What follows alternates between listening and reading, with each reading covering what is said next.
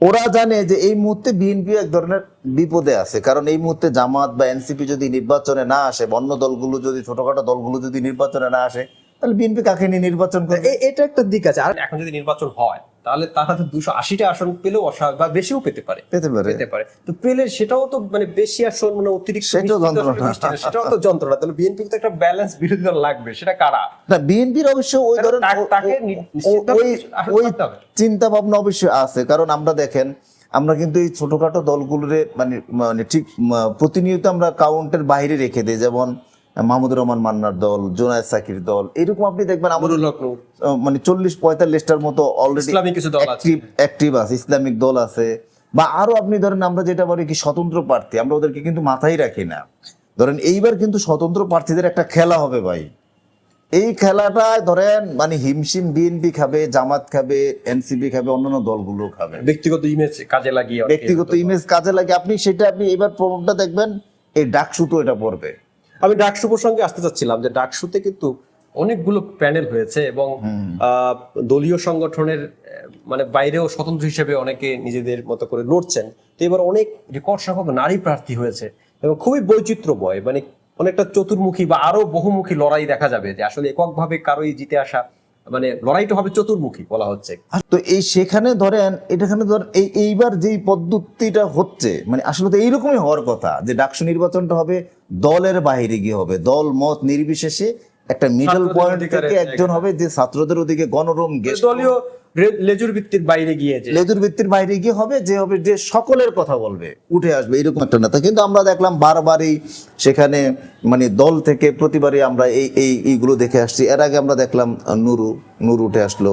এবার যদি ধরেন আমি চাই এবারও যদি ধরেন ওই নিরপেক্ষ জায়গা থেকে কেউ উঠে আসে, বরং সেটা ভালো হবে। যান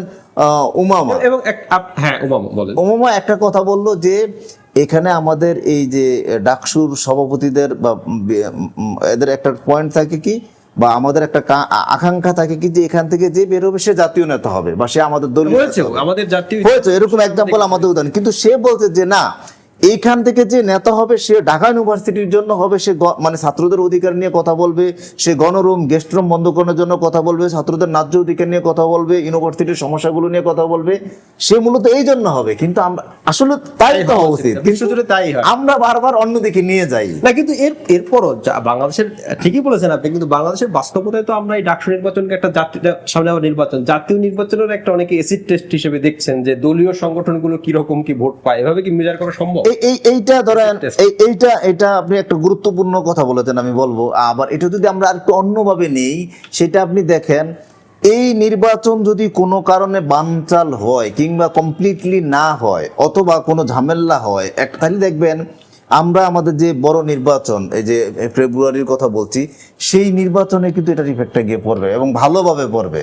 এবং কোনো দল বলবে আমরা এই নির্বাচনে আসবো না, কারণ ওই ডাকসুর নির্বাচনের মতো নির্বাচনটা হবে না। কিন্তু এখন এখানে আরেকটা বিষয় হচ্ছে যে মানে ঢাকা ইউনিভার্সিটিতে যারা পড়েন তারা তো একটু অগ্রসর সমাজে, তাদের জাজমেন্ট আর একেবারে সারা বাংলাদেশের একজন সাধারণ মানুষের জাজমেন্টের ক্ষেত্রে অনেক সময় 19-20 হতে পারে, বোঝাপড়ার হতে পারে, সেটাও একটা দিক। তারপর অনেকেই বলছেন যে ডাকসুর আসলেই এই লড়াইটার উপরে অনেক কিছু নির্ভর করছে, যে আসলে কোন দিকে যাচ্ছে দেশের সামনে নির্বাচনের গতি প্রকৃতি। সেটা আমি বললাম, এই জন্য ডাকসু নির্বাচনটা খুবই কমপ্লিটলি সচেতন ভাবে গভর্নমেন্ট দেখতে হবে। হ্যাঁ, এদিকে ধরেন এবং সরকারে যারা থাকে তারা এই নির্বাচন দিতে চায় না, কিন্তু তারা মনে করে হারার ভয় থাকে, হারার ভয় না। এখন তো আর সেই ভয় নেই, কারণ এদের তো আর প্যানেল নেই। অতএব এই নির্বাচনটা আমি মনে করি যে এইটা যেহেতু এমন একটা ইউনিভার্সিটির স্বায়ত্তশাসিত প্রতিষ্ঠান, এর উপরে কিন্তু আমাদের অনেক কিছু ডিপেন্ড করে। প্রতিবারই আমাদের যতবারই রাষ্ট্রীয় সংকট আসছে, যতবারই আমরা বিপদে পড়েছি, ততবারই কিন্তু ওরা সমাধানের বার্তা নিয়ে আসছে। ইভেন গণ অভ্যুত্থানের আন্দোলন, সেখানে কিন্তু তাদেরই একটা বিশাল ভূমিকা ছিল। হ্যাঁ, অস্বীকার করার সুযোগ নেই। এটা নিরপেক্ষ হটাই আমি মনে করি মানে বেটার। ভালো বলেছেন। আমরা আরেকটু অন্য প্রসঙ্গে যাই। খবরটি আপনি দেখে থাকবেন যে আওয়ামী লীগের রাজনৈতিক কার্যালয় হয়েছে ভারতে, এবং এটা নিয়ে ভারত এবং বাংলাদেশের মধ্যে অনেকদিন পর, মাঝখানে ঠান্ডা ছিল, এখন আবার একটা পাল্টাপাল্টি বিবৃতি বা বক্তব্য দেখলাম। বাংলাদেশ খুব কঠোরভাবে এটার বিরোধিতা করেছে, বলছে যে ভারতের মাটিতে আওয়ামী লীগের কার্যালয়, সেখানে বসে রাজনীতি কেন, এবং ভারত বলছে আমাদের এটা জানা নেই। বিষয়টা কিভাবে দেখেন?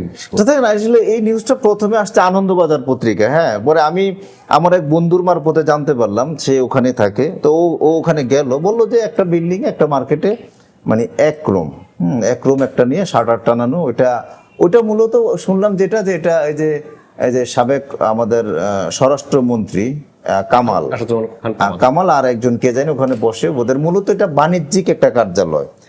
এখন এটা ধরেন হতে পারে যে এটা ওরা বলছে ওদের একটা মানে বাণিজ্যিক কার্যালয়, একটা পলিটিক্যাল কার্যালয় না, কিন্তু তারপরে সে আমার ওই বন্ধুটা আবার বললো যে ওখানে কিন্তু আওয়ামী লীগের সব নেতারা যাচ্ছে, বসছে, কথা বলছে, মিটিং করে, মানে খুব একটু জায়গা কম তো, মানে একটু চাপাচাপি করে বসে মিটিং টিটিং করে ইত্যাদি। তো এখন ধরেন এই যে এরা বলছে এটা ওদের ব্যবসায়িক কার্যালয়, কিন্তু এর ভিতর দিয়ে আলটিমেটলি হয়তো হতেও পারে যে এটা নিজেরা সংগঠিত হচ্ছে। এটা যেহেতু ওরা সাইনবোর্ড ব্যবহার করছে না, এটা সংগঠিত হওয়ার একটা সেন্টার বলবো, এটা হইতেই পারে। তো এখন এটা নিয়ে তো বাংলাদেশ ভারতের মধ্যে আবার একটু হালকা একটু উত্তাপ দেখছি আমরা। না, এখন ভারত সরকার তো স্টেট না করে দিল যে না আমাদের আমাদের এখানে এরকম কোনো কিছু হচ্ছে না, এবং আমরা যে ওদের কি এই যে পররাষ্ট্র মন্ত্রণালয়ের মুখপাত্র যে সে তো বললো যে না আমাদের এরকম হচ্ছে না।